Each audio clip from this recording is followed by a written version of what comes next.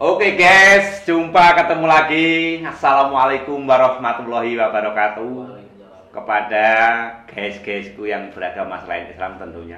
Seperti biasa guys, saya doakan semoga Anda semuanya selalu dalam lindungan Tuhan yang Maha Kuasa, Allah Subhanahu wa Ta'ala. Diberkahi dan dibarokahi dengan kesehatan, umur panjang, rezeki yang banyak, halal dan barokah. Guys, kita ketemu lagi. Pagi hari ini yang sangat luar biasa guys. Saya berada di ruang ngobrol bersama sahabat-sahabat saya. Ini ahlinya teknologi semuanya. Bersyukur saya diundang ke sini karena saya bisa belajar tentang teknologi cara pengambilan gambar. Yang pasti guys, ikuti acara ini terus. Jangan pernah pindah channel yang lainnya sebelum ini tuntas. Sebab disinilah tempatnya untuk kita saling bertukar pikiran. Terima kasih guys. Yuk kita ikuti acara yang berikutnya.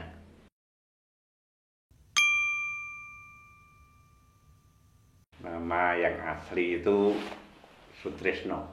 Itu pun pemberian orang tua yang dipilih yang terbaik sedunia. Su itu baik, Su itu lebih, Trisno itu Anda tahu sendiri. Apa makna daripada Trisno? Adalah cinta kasih sayang. Ya, saya inilah orang-orang yang punya kelebihan kasih sayang. Anda melihat wajah saya kan saya masih muda. Ya, 16 tambah 40. Status terakhir saya adalah pengacara. Pengangguran hanya acara. Jadi orang itu bingung lihat saya. Dari tahun 1964 saya muncul di dunia itu, ya. Nggak seperti orang-orang yang lainnya, salah itu nggak seperti orang lainnya. Kalau orang lainnya nangis, itu langsung waktu itu yang masih saya ingat, saya langsung menyanyikan lagu Pramuka. Nah, makanya sampai dengan sekarang saya masih dengan Pramuka saya. Kemudian 2 tahun kemudian kelas 2 SD tahun 1972. Itu mulai kenal dengan Pramuka. Itulah awal saya masuk di Pramuka. Tahun itu SD itu masih ada yang namanya ekstra hasta karya. Nah, regu saya waktu itu membuat kurungan. Kurungan itu sudah 1 bulan nggak jadi. Hari itu Jumat pagi, waktunya ada dinilai guru, nggak jadi. Oleh guru saya dikeprukkan saya, kurungannya rusak, saya nangis eman-eman dengan kurungan saya. Ladala, ladala, ladala. Tibanya yang latih yang ngepruk saya tadi. Terus yang ngepruk saya itu kok, loh suasananya kok lain. Ternyata orang ini kok lain sudah. Setelah di Pramuka dan jadi guru kok lain gitu. Tertarik saya di dunia Pramuka yaitu, oh ternyata kalau di Pramuka itu sifat seperti itu ya. Enggak seperti yang tadi pagi ngepruk saya. Artinya penuh dengan kasih sayang, penuh dengan kelembutan. Omongannya tuh enak. Itu mulai tertarik hingga sampai dengan sekarang. Saya bekerja apa saja, yang penting kata orang banyak itu halal, tidak merugikan orang lain. Mengapa saya dipanggil Sogrok? Yang pasti Anda tahu Sogrok itu adalah sesuatu benda kayu atau pohon atau genter lah ya. Sogrok batang yang panjang begitu. Karena fisik saya memang panjang dan ya katakanlah ganteng sedikit lah. Kalau dibandingkan yang lainnya, yang pasti seperti itu. Makanya saya dipanggil Sogrok. Sogrok itu adalah orang yang panjang dan ganteng gitu aja. Saya itu penjual gorengan. Mereka menaksir saya adalah seorang guru olahraga dari SMP 1 dulunya. Orang nggak tahu. Loh kok sakit Pramuka? Loh, apa Pramuka harus guru? Saya kembalikan. Sekarang apa Pramuka harus guru? Apa ada ketentuannya Pramuka harus seorang guru? Kan nggak ada. Siapapun orangnya yang mau dengan ikhlas masuk Pramuka boleh saja. Anda keluar juga boleh, masuk juga boleh.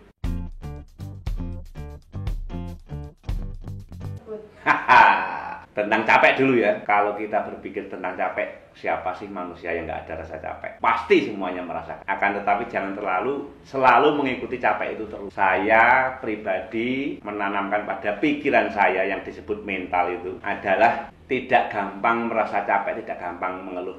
Yang pasti begitu. Kalau memang capek, istirahat. Seperti pitutur luhur para leluhur, para orang tua kita dulu. Kalau lapar mangan, lek luwe mangano, lek kesel leren. Itu saja. Tapi kalau enggak ya terus saja kegiatan-kegiatan terus. Saya alhamdulillah mendapatkan fee yang lebih daripada orang-orang dapatkan. Kalau orang-orang dapatkan mungkin ada yang gajinya 1 bulan 10 juta. Saya lebih dari itu. Ada yang gajinya 1 bulan 100 juta pegawai bank misalnya. Saya lebih dari itu. Karena saya lakukan dengan ikhlas lahir dan batin saya. Tuh. Kalau dihitung uang, nggak ada uangnya. Semua kegiatan kita lakukan sendiri. Pasukan kuning yang Anda ketahui pada umumnya di tepi jalan atau di mana-mana itu bukan tukang sampah loh. Mereka itu bukan tukang sampah, mereka itu petugas kebersihan. Pak, setuju nggak sih kalau tim kebersihan itu nggak cocok kalau disebut sebagai tukang sampah? Bukannya tukang sampah itu cocok untuk mereka yang buang sampah sembarangan. Betul sekali. Jadi mungkin salah persepsi, salah pengertian, salah pemahaman pada umumnya. Orang masyarakat umum ya, orang-orang lah menyebutnya mereka itu tukang sampah. Kalau tukang sampah, walaupun bukan yang tukang sampah yang nyapu jalan ya, yang mengambil sampah di rumah-rumah. Karena ya mungkin dilihatnya hanya profesi atau kerjaannya mengambil sampah, biar mudah mengatakannya dia punya tukang sampah. Nah makanya kita sudah mulai ada pembetulan bahasa bahwa dia itu tukang kebersihan, petugas kebersihan. Nyatanya membersihkan, bukan tukang nyampah. Kalau yang tukang nyampah tuh ya kita-kitain. Contoh saya mending rokok, gitu. Habis rokok tinggal sedikit namanya utis, buangnya sembarangan, itu namanya tukang sampah. Namanya utis. Nah, tukang sampah. Sakjanya kata-kata yang benar mungkin buanglah sampah bersama yang membuang itu loh mungkin. Mengapa sungai harus dibersihkan? Karena yang selama ini kita tahu banyaknya air itu berkumpul di sungai itu.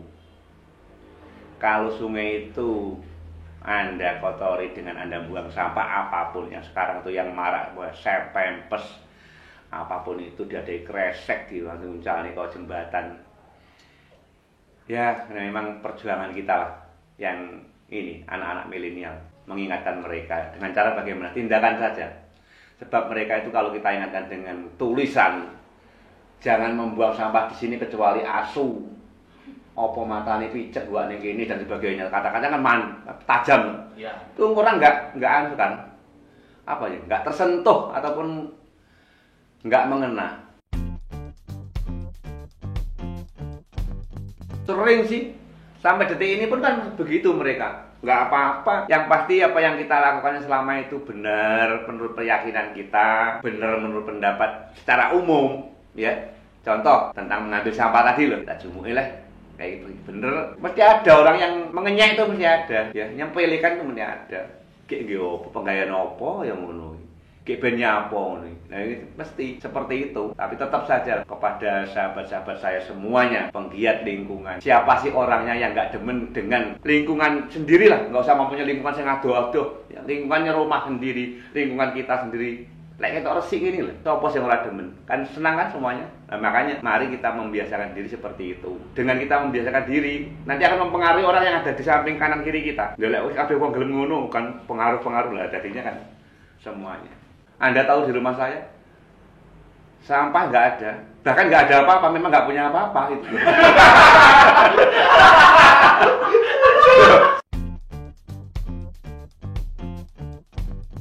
Keluarga saya selalu menyupport sebab begini. Ternyata dari saya bergulat dengan sampah juga membawa berkah. Saya sementara ini profesi saya kan mengambil sampah dari warga-warga. Dari apa? Saya mengambil sampah di tempat mereka setiap 2 hari sekali. Mereka memberi uang saya. Dengan diberi uang itu ternyata saya bisa menghidupi keluarga saya. Semuanya hampir sudah pernah saya lakukan. Pekerjaan apa saja di dunia. Yang belum pernah mungkin ya begal ya. Ya begal. Karena apa? Nggak punya nyali untuk begal, nggak punya senjata untuk begal. Bukan sok sombong ya, tak ceritanya saja. Diulingi tok ya, rasa ada tenginam dewi. Tahun 90, mulai dari tahun 92 orang yang kecemplung sumur, orang hamil itu yang terselamatkan. Itu bukan saya sebetulnya. Saya hanya mendahului menyelamatkan orangnya saja. Yang mengangkat itu kan orang banyak. Dulu waktu itu saya belum ada tim. Masih sendirian dengan ilmu yang saya miliki dari itu, tali temali. Dan itu pun alatnya juga masih pakai manjun, bukan seperti sekarang pakai karmantel, karabiner, kalau sekarang kan luar biasa. Alat itu canggih-canggih, tinggal kita ada uang bukan untuk beli itu. Kemudian susul yang babatan yang orang laki-laki hari di dalam sumur itu yang sudah melodong itu. Kemudian lagi timur stasiun itu, ibu-ibu itu yang masuk sumur itu jam 3 malam itu. Ya alhamdulillah semuanya tertolong. Kalau yang di Babatan itu memang sudah meninggal di dalam sumur. Jadi ya saya mengambil, beliau sudah nggak ada, ya tetap kita evakuasi, kita tolong.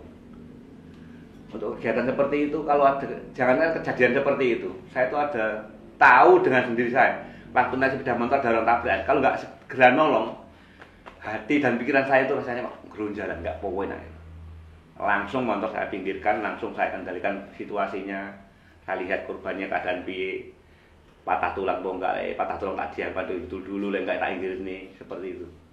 Jadi rasanya piye ya di hati dan pikiran itu madeg, kayak iya pokoknya gitu loh.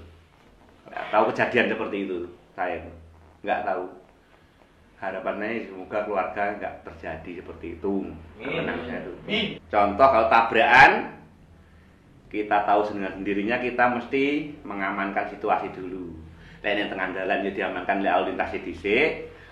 Wis ki wong akeh wong ngamani dalan ganti awake dhewe korban iki.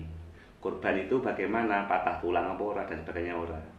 Itu kalau kecelakaan. Kita menolong langsung nggak akan terjadi seperti yang Anda sampaikan tadi apa.